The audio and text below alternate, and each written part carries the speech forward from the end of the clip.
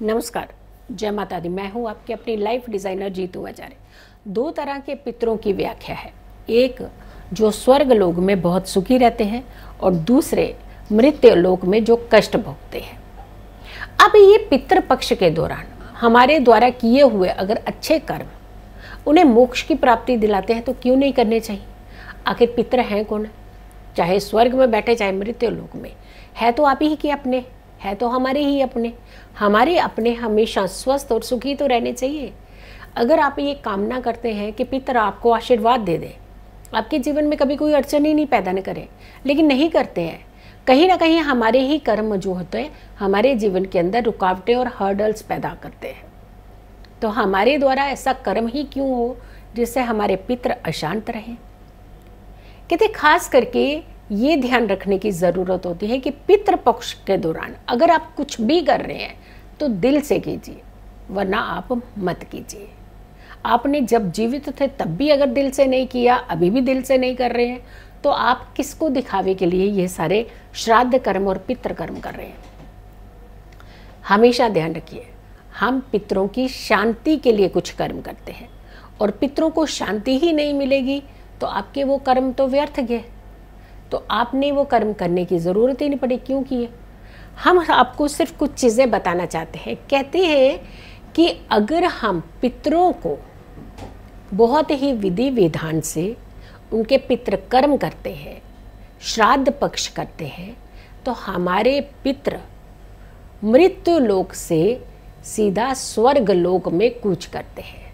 यानी अगर आपको लगता है कि आपने किसी कारण से पितरों का तर्पण अच्छे से नहीं किया है या नहीं कर पाए किसी कारण से, तो एक ऐसा मौका होता है जब आप क्षमा भी ले सकते हैं और साथ के साथ पितरों के लिए कुछ अच्छे कर्म कर सकते हैं जिससे उन्हें स्वर्ग लोक की प्राप्ति होती है और स्वर्ग लोक जैसा ही उन्हें शांति भी प्रदान होती है।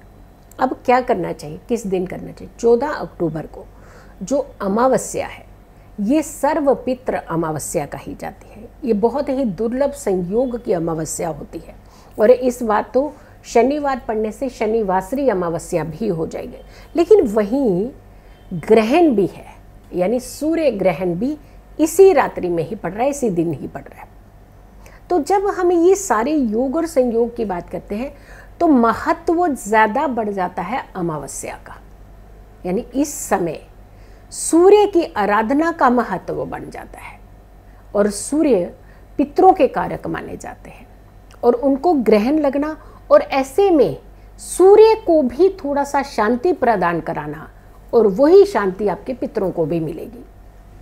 अमावस्या तिथि जो है 14 अक्टूबर को सुबह सुबह अर्ली मॉर्निंग 4:50 में, जहाँ ब्रह्म मुहूर्त चल रहा होता है, 4:50 पे ये तिथि शुरू हो जाएगी और 15 तारीख को 15 अक्टूबर को सुबह 7:10 पर ये तिथि समाप्त हो जाएगी।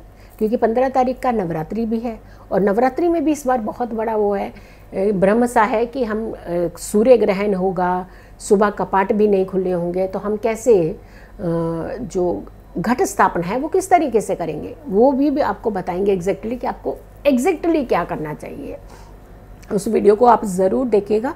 लेकिन जब हम बात कर रहे हैं कि पितृ अमावस्या की, तो इस दिन अगर आप पितरों के निमित्त कुछ अच्छे कर्म करते हैं, पितृ श्राद्ध करते हैं, और ख़ास करके जो दिवंगत आत्माएं जिनके बारे में आपको खास करके नहीं मालूम है कि कौन सी तिथि कौन सी तारीख को श्राद्ध करना चाहिए।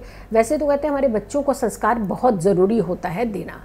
यानी हमारे बड़े तो सारे जानते थे कि हमारे पूर्वजों का देहांत कब हुआ, किस तिथि को हुआ, कौन सी तिथि में उनके लिए कर्म करने चाहिए। लेकिन आज की जनरेशन भाग दौड़ में इतनी व्यस्त हो चुकी है कि उन्हें ये तक नहीं मालूम कि हमारे पूर्वजों का, हमारे दादा नाना नानी जो इस दुनिया में नहीं है, उनका पितृकर्म किस समय करना चाहिए।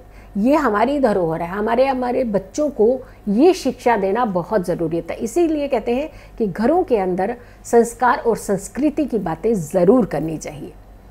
तो ऐसे में आपने एक चीज़ का ध्यान रखना, कहते हैं कि जो पितृकर्म करते हैं श्राद्ध पक्ष में, उनके पितृ संतुष्ट रहते हैं और जो पितृकर्म नहीं करते हैं श्राद्धों में, उनके पितृ व्याकुल रहते हैं।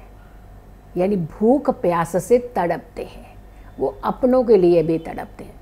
तो जब तड़पते हैं तो उनको आशीर्वाद कैसे आप उम्मीद कर सकते हैं कि आपको ढेरों खुशियों के आशीर्वाद देंगे?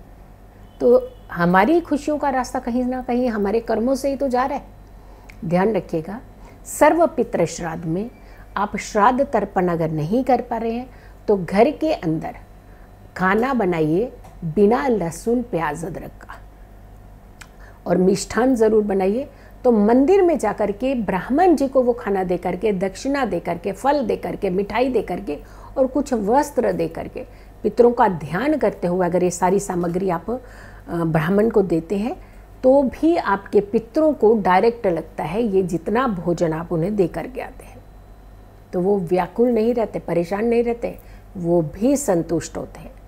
तो जैसे स्वर्ग लोक के पितर संतुष्ट होते हैं, ऐसे मृत लोक के पवित्र पितर भी वो भी शांत होते हैं।